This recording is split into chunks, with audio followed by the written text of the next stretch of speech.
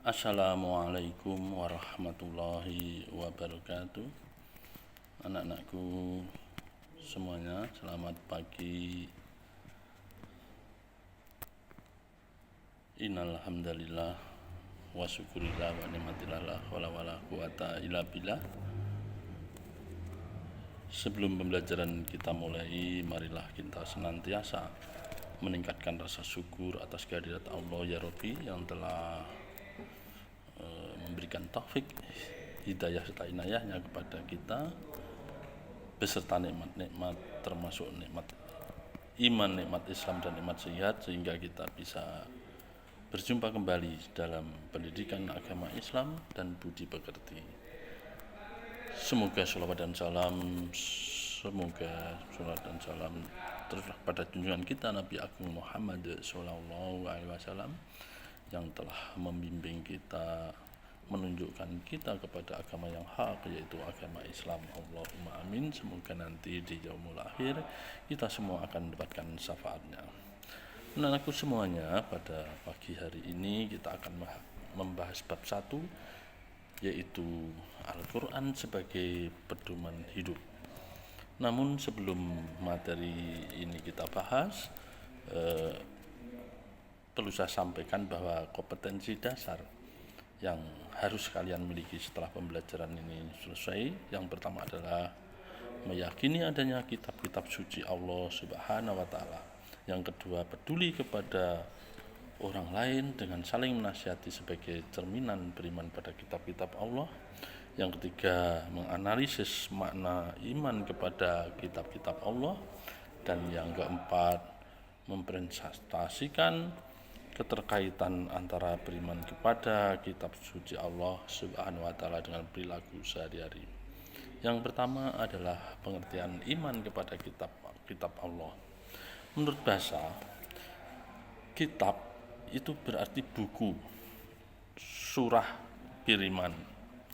Dan menurut iman itu mengandung arti percaya, sehingga beriman kepada kitab Allah secara etimologi mengandung arti meyakini bahwa Allah Subhanahu wa Ta'ala telah menurunkan kitab-kitabnya kepada para rasul-rasulnya agar kitab-kitabnya itu dijadikan sebagai pedoman hidup umat manusia, agar mereka memperoleh kebahagiaan hidup dunia dan akhirat.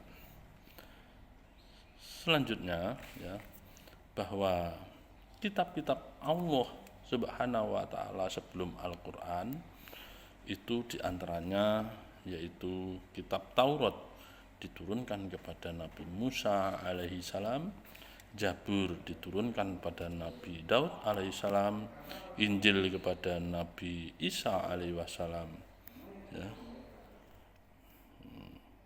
dan selanjutnya bahwa kitab-kitab itu memang diciptakan oleh Allah dan diberikan kepada nabi-nabi tersebut untuk sebagai pedoman hidup bagi umatnya. Kemudian hukum beriman kepada kitab-kitab Allah adalah fardu ain, yaitu wajib bagi orang yang mengaku beragama Islam, tetapi tidak beriman kepada kitab-kitab Allah dapat dianggap murtad. Anak-anakku semuanya,